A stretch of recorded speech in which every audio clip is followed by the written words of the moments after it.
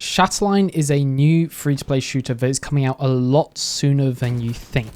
So let's talk about it. 8th of September. That is exactly when Shatterline is releasing. That is 3 days from this video releasing.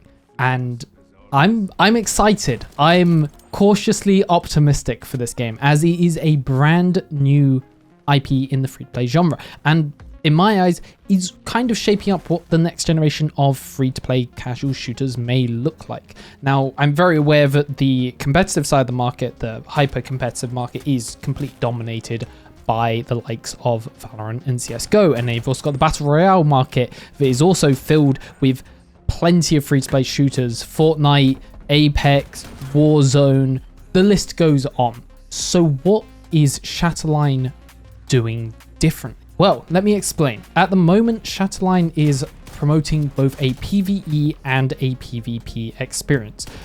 It has a roguelike co-op mode called Expedition, as long with a traditional PvP mode. Now, I'm not going to talk about the PvE aspect. The only thing I'm going to touch on is the fact that unlike other free-to-play shooters that are in this kind of market, in this niche of the FPS genre, is that often they focus primarily on PvP game modes. That is their main focus. That is their one done, that's it, nothing else. Occasionally you'll have the zombie mode.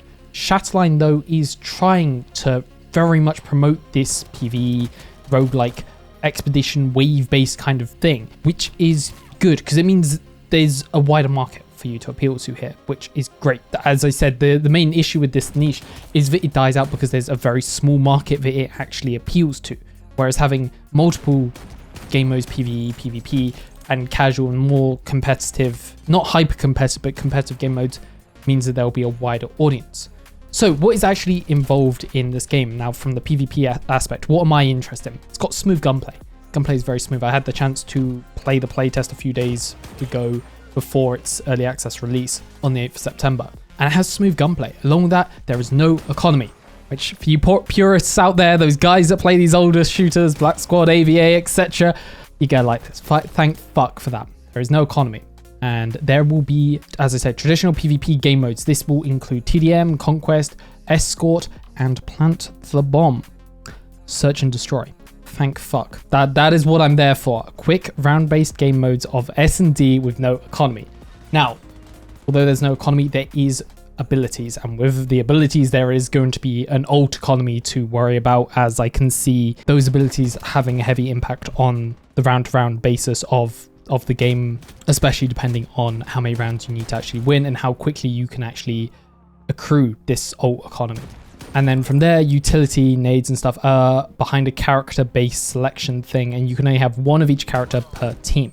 Outside of this and the gunplay and stuff, which I'll talk about briefly in a second, there is interactive terrain / objects. You can climb, kick, and interact with the world a bit, which I think is a nice little touch for the PvP aspect. I can see it becoming a little bitchy at some points, and some people are finding ways to abuse it, but I think that's cool. And again, the alt economy is interesting. You have stuff like miniguns, grenade launchers, rifles, and some other jazz. And then the abilities, there's stuff like traditional flashbangs, C4s, claymores, nades, but there's also this kind of portable terrain nade, that like tactical nade that you can use, which I think is cool. I think it's interesting. And in terms of weapons, at the moment, I believe there are 5 tier systems. Each tier system has like a rifle, SMG, DMR, shotgun, etc. And you unlock these just by earning experience for those weapons. And then each individual weapon has a level system based with it to unlock attachments for lower recoil, sights, etc. The only thing that's a little concerning to me, which makes sense for the PvE aspect, but for PvP concerns me, especially from the competitive standpoint, is blueprints. Blueprints are, at the moment, looks like something that you can just create or craft from completing in-game missions. There's probably going to be a like paid for way of being able to earn them.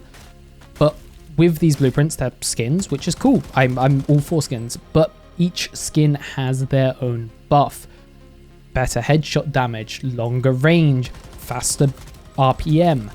And that's a little concerning, depending on the way that you can earn these. As long as you can earn them all and like kind of almost choose what upgrades you want to earn, then fair enough, that's fine.